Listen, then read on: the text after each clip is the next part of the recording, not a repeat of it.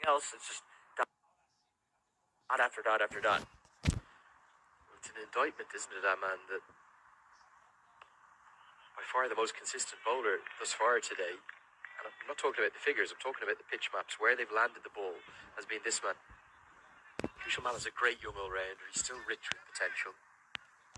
His bowling is probably his slightly weaker skill. He's more of a batter who bowls a bit. He's been the only one who's bowled consistently today. He's doing a real job for his captain here, as you always need to be careful running to Dipender Singh, but that was well to his left. 3 from the over. You won't mind about that too much for the moment. 81 for 2. Just want to update one thing that I heard about during the drinks break. Want to apologise for this, as I did miss it. Akib Ilyas not dropped from the Oman team at all. He is attending to a family emergency. I think his mother, unfortunately, is quite ill. So all of our thoughts with Akib Ilyas. We're hopefully going to see him in the Nepal Premier League. He has been signed. Wishing him well. And that's the reason for one of the 10 changes, but the other 9 still very dramatic for Oman, particularly the absence of the likes of Shoaib, Bayan Khan, Pratikat Devele, Kashyap Prajapati, Zishan Maksud, 5 long-term, long-standing starters. As Lamachani is going to continue. Back to this game, Aman, who else is going to bowl here if Karen Casey can't bowl? They've no shortage of options, as always, Nepal, but where are you going to turn next, I suppose, and how long do you keep this man on for, Sandeep Lamachani? I think this over will depend a lot for Sandeep Lamachani. If he can do this for 6 balls, I reckon you can bring him on for 1 more over. If you're thinking about where you go with the ball, is it Dipender Singh time already? I don't reckon it is. It feels a touch defensive to go there already. Arif Sheikh, I would have thought, was the man. To be quite frank, I thought he's the man that could easily affect this game in a big way. But he just hasn't been consistent. But if you were to make a change, I think Arif Sheikh's the next man in. Or you can look at a Gulshan Jah, who bowled well until he got hit on the foot with the ball and then started to spray it around.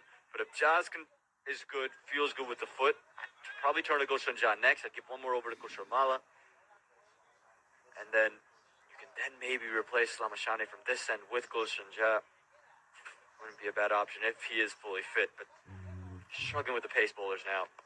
It's just given the injury to Karan KC.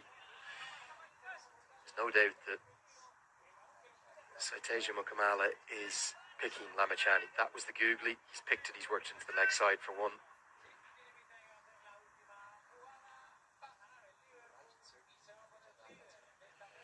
You'd imagine certainly Rijan Dakal is going to come in and play that final game, even if Karen KC can recover from this injury. Another googly. Did Manak Patel pick that one? He's almost bowling as many googlies as leg breaks, kind of 3 and 3 per over. And I don't love that idea, because you're just getting the batters ready and accustomed to it, and he's not landing them in the right areas. He's letting them play it off the back foot. Oftentimes when it is on the front foot, it's almost over pitched. He's got to take a pay. In ODI cricket, you have so much time to just find your length, find your rhythm. Get in T20 cricket, you might go to googly a bit quicker, but just be patient. Another googly. This one nearly gets through. 18 overs bowled, 83 for 2. They're getting a lot of questions about Karen Casey. How bad is the injury? What's happened to him? Let us show you that incident again. This was in the 3rd over of the match. Nepal's most consistent bowler on this tour. Let's actually just one more look at the Lamachani googly that Mukamala read. We'll see if we can get a look at the Karen Casey injury.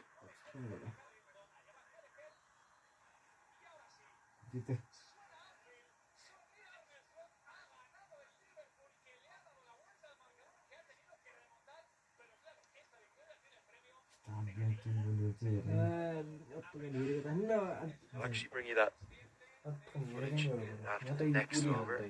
Kushal Mala is going to continue.